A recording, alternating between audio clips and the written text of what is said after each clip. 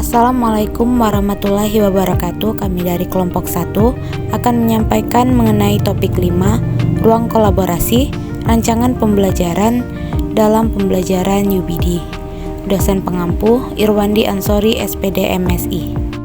Perkenalkan anggota kelompok kami.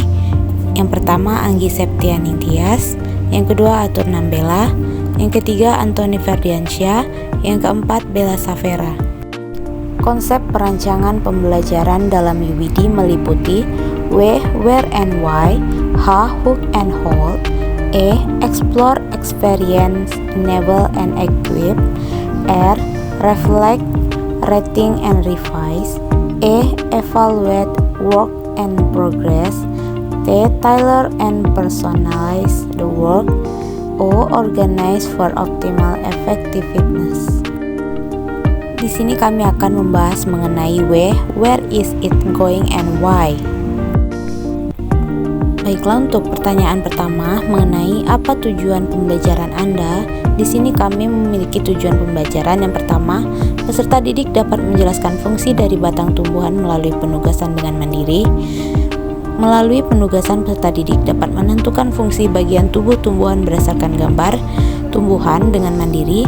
Kemudian peserta didik dapat merangkaikan gambar, teks, nama beserta fungsi dari bagian tumbuh-tumbuhan pada tabel yang telah disediakan melalui diskusi kelompok dengan gotong royong.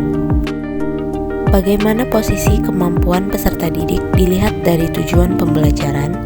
Posisi kemampuan peserta didik dilihat dari tujuan pembelajaran adalah sebagai audiens atau sasaran yang diharapkan dapat mencapai tujuan pembelajaran yang telah disusun atau orang yang diharapkan akan mampu dalam mempelajari pelajaran tersebut.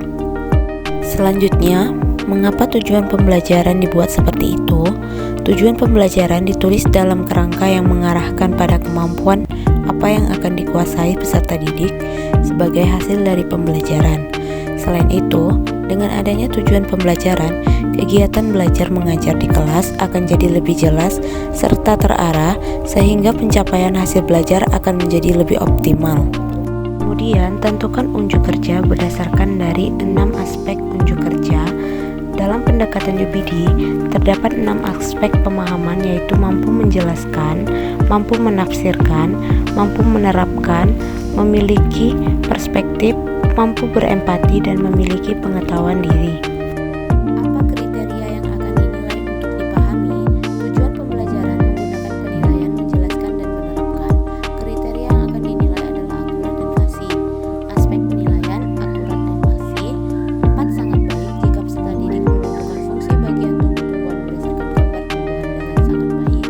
3, baik jika peserta didik menentukan fungsi bagian tumbuh-tumbuhan berdasarkan gambar tumbuhan dengan baik.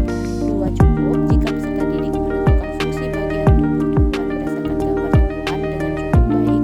1, kurang jika peserta didik tidak dapat menentukan fungsi bagian tumbuh-tumbuhan berdasarkan gambar tumbuhan. Aspek penilaian dan fasih. 4, sangat baik jika peserta didik mampu merangkaikan gambar, teks, nama beserta fungsi dari bagian tubuh tumbuhan pada tabel yang telah disediakan melalui diskusi kelompok dengan sangat baik. 3, baik jika peserta didik mampu merangkaikan gambar, teks, nama beserta fungsi dari bagian tubuh tumbuhan pada tabel yang telah disediakan melalui diskusi kelompok dengan baik. 2, cukup jika peserta didik mampu merangkaikan gambar, teks, nama beserta fungsi dari bagian tubuh tumbuhan pada tabel yang telah disediakan melalui diskusi kelompok dengan cukup baik. 1, kurang jika peserta didik belum mampu merangkaikan gambar, teks, nama beserta fungsi dari bagian tubuh-tumbuhan pada tabel yang telah disediakan melalui diskusi kelompok. Sekian penjelasan dari kelompok kami. Wassalamualaikum warahmatullahi wabarakatuh.